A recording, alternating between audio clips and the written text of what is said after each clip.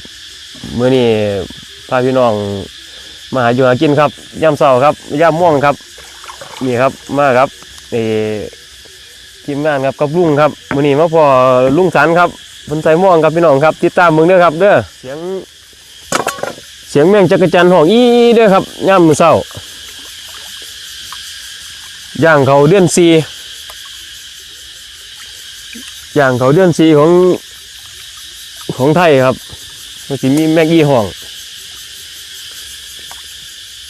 ลุงสันอินเตอร์ครับ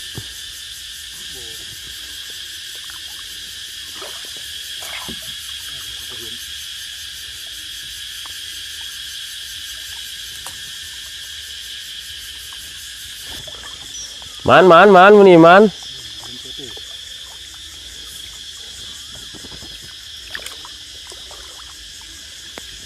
นี่แหละครับชีวิตวิถีอีสานบ้านหน้าครับมอง4 เส้นครับพี่น้อง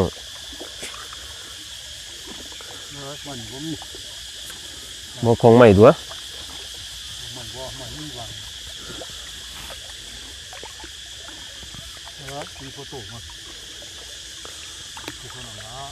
แต่ถือกระตัวงามเลยครับมอง4 เส้นครึ่ง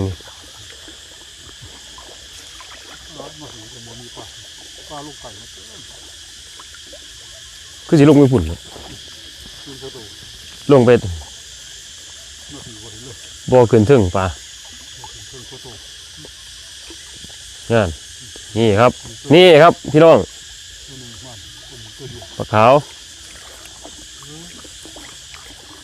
โอ้หนุนตัวนึงครับบอลอยู่พูนตามปลาขาวอีไทยครับขาวอีไทยตัวงามครับนี่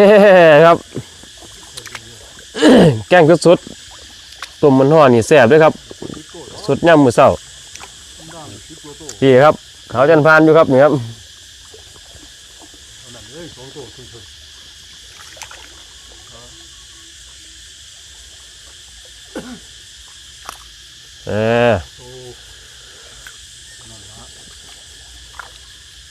โอ้มีตัวงาม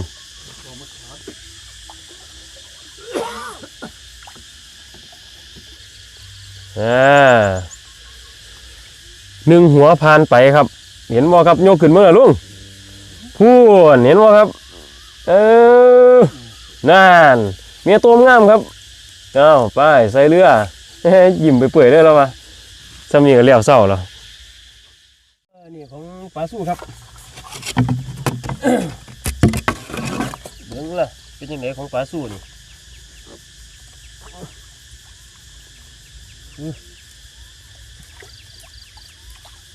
มอง4 เส้นครับอันนี้ของปลาสู้นี่มอง4 เส้นนี่ขาตากู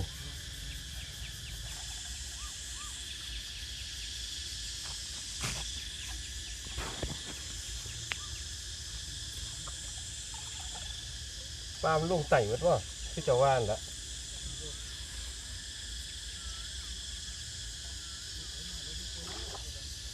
บ่ห่วงกันแล้วมาครับนี่ครับมาแล้วครับปลาเก่งครับพี่น้องครับปลาเก่งหรือว่าภาษาไทยเป็นปลาอย่างปลากระมังปลากระมัง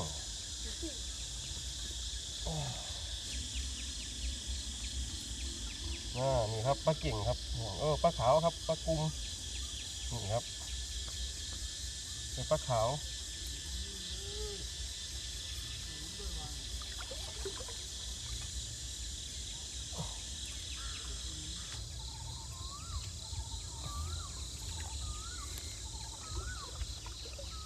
กองใหม่ให้ดูกัน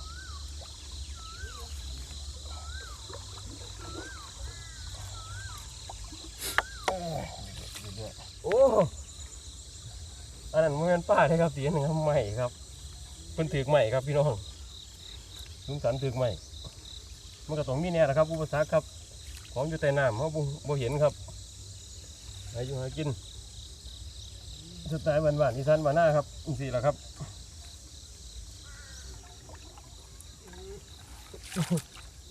นี่ก็กันแต่ลูกเอง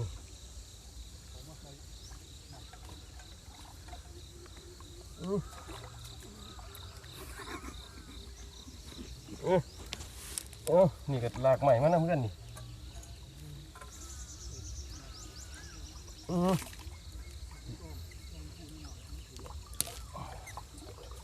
นี่พี่ฉีดได้แกล้งหน่อยนึงอยู่ครับนี่สำเร็จก็ถือว่าได้แล้วครับ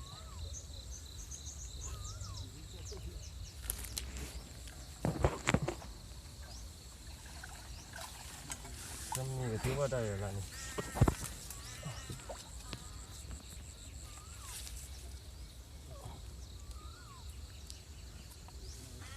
เช็ดเรียบร้อยครับนี่ครับ1 ปากงานเสร็จเรียบร้อย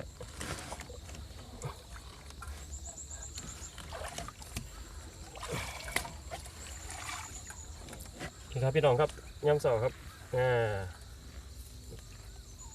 จักตัว4 ตัวครับ3-4 ตัวนี่ครับ3-4 ตัวปลาขาวอีไทยปลาเก่งนี่ครับ5 ตัวครับปลาขาวอีไทยมีตัวงามครับปลาขาว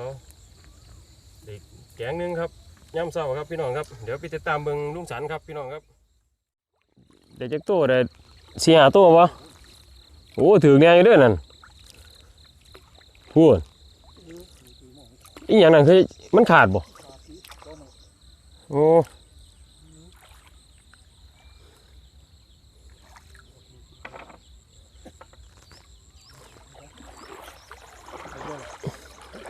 4-5 ตัวปากเดียวมีปากเดียวโน่นครับ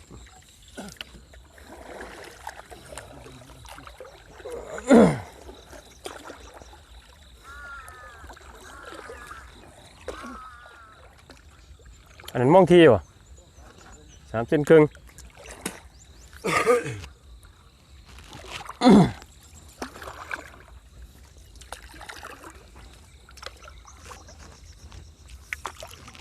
บรรยากาศยามเช้าครับนี่ครับตัวนี้5 เส้น3 เส้นครึ่ง3 เส้นครึ่งครับนี่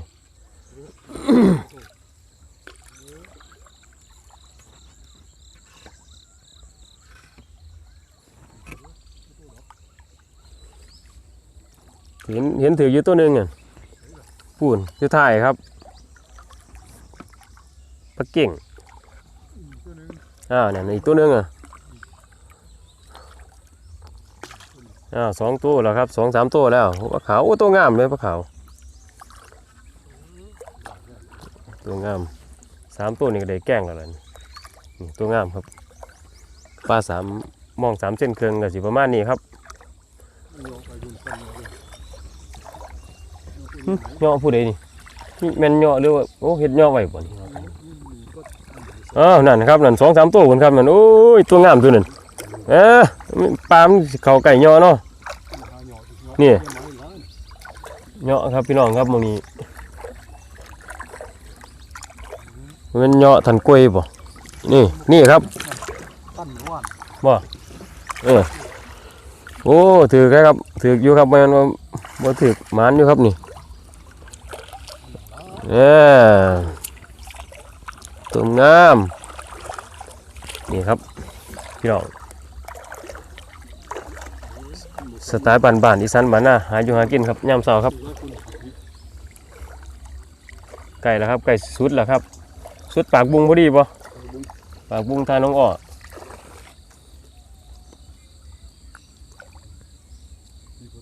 นี่น้องมะขาวบุงทาน้องอ้อครับ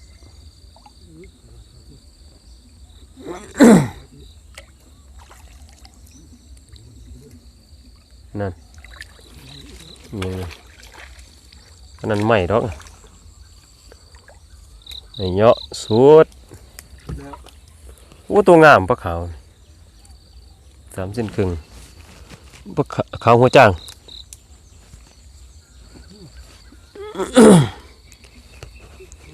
ปลาพวกนี้ถ้าเป็นหน้าน้ำเนาะหน้าน้ำนี่มันสิมาเป็นกลุ่มเลยครับปลาพวกนี้เถือกนี่โอ้ยเนี่ยครับใส่หม่องแบบธรรมดาครับเหมือนบ้านครับพื้นบ้านบ่ต้องมีกลยุทธ์พวกผู้บางคนนี่ใส่กลยุทธ์ครับหากินแบบจังได๋ล่ะจังไรก็ว่าได้ครับใส่หญ้าไรครับใส่หยอกใส่หญ้ามันก็ถือหลายพวกนั้นมันบ่ได้ครับแบบนั้นอันนี้เอาแบบตามธรรมชาติเลยครับนี่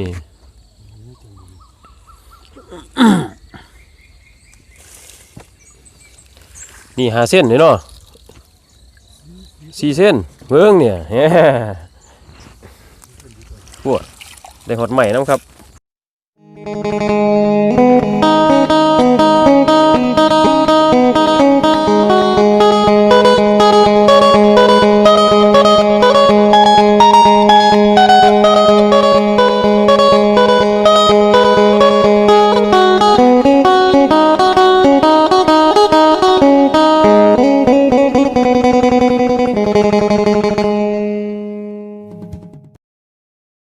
นี่ครับหมานครับพี่น้องนี่3 เส้น